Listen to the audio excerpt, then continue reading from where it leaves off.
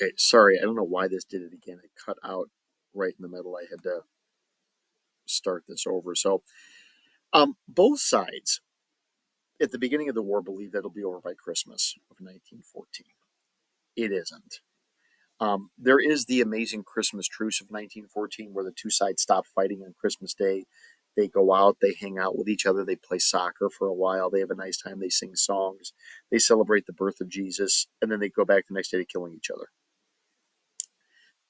With the entrance of the Ottoman Empire on behalf of the Triple Alliance, or as they will become known as the Central Powers, um, you have the spread of the war on into Asia, into Africa. With the entrance of Japan, you have the spread of the war into Far East Asia and into Oceania slash Australia, and as an indirect result, into South America as the German fleet raids the South American coastline. End of 1914, when it becomes very apparent that the war is not going to end quickly for anybody, the Europeans begin in bringing in troops from imperial possessions.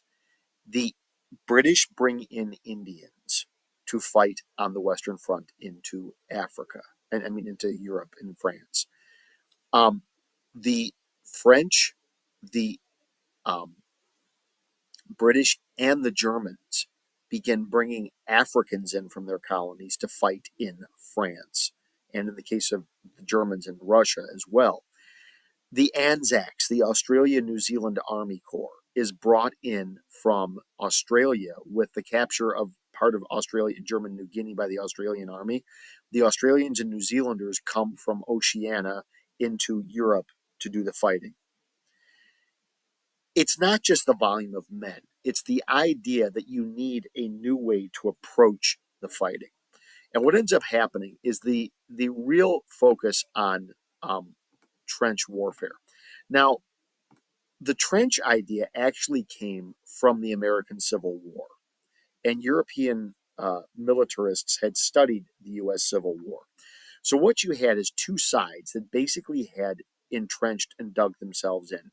And they had dug in essentially underground cities. They began living like mole people.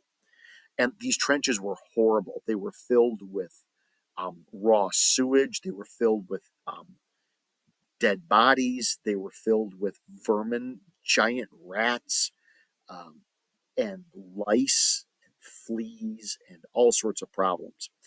But in the morning, the British or the French would get up, they would go over the top, that's what it was called, going over the top of their trench into an area of about one and a half, like a half a mile to a full mile of empty land called no man's land. It belonged to nobody between the two trenches. As they advanced across the field, the Germans would sit there in their trenches and shoot them with machine guns. Okay.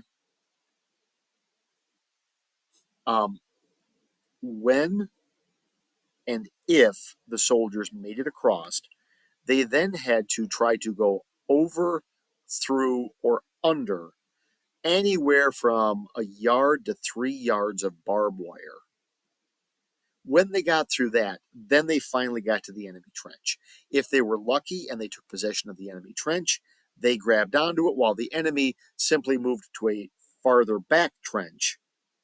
And then a couple of days later, assaulted, retook their trench, and pushed these guys back out. In the space of 3 years, the front lines moved a grand total of like 4 miles. So essentially, they were stuck in the same place for 3+ years doing nothing except losing tens of thousands of men in insane charges across open fields while they're being shot at by machine guns. In addition to machine guns, which had been around for a while, but the Europeans had never used them on each other before, the introduction of the use of planes and zeppelins. Zeppelins are big blimps into warfare.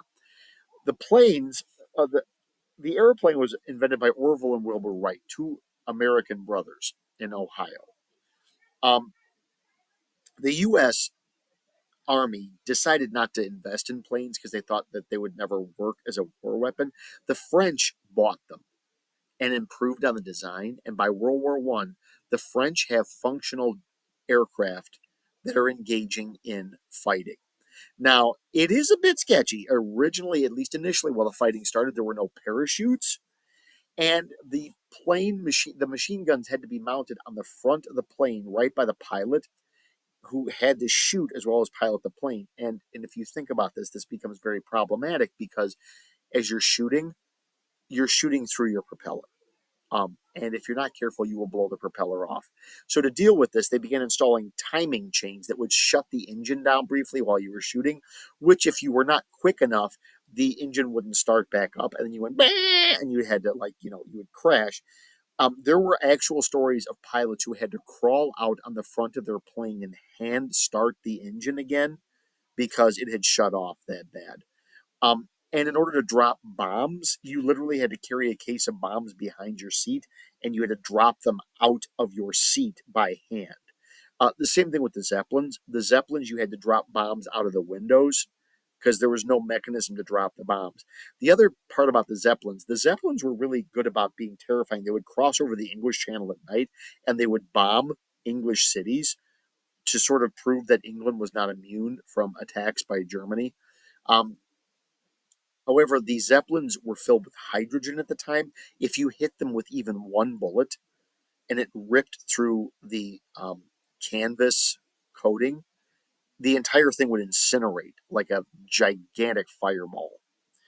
The German investment in submarines paid off as submarine warfare becomes a brand new thing. Now, remember again, the Americans were the first ones to develop a functional submarine that they used in the Civil War. It didn't work really well, but they did use it for a little bit.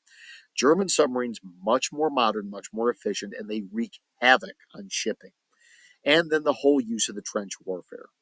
Now, while all this is going on, one might ask the question of what exactly were the Americans doing while the Europeans were blowing themselves up? That's going to be the subject of part of lesson of part of sorry, yeah, of lesson 3 coming up. Peace and love.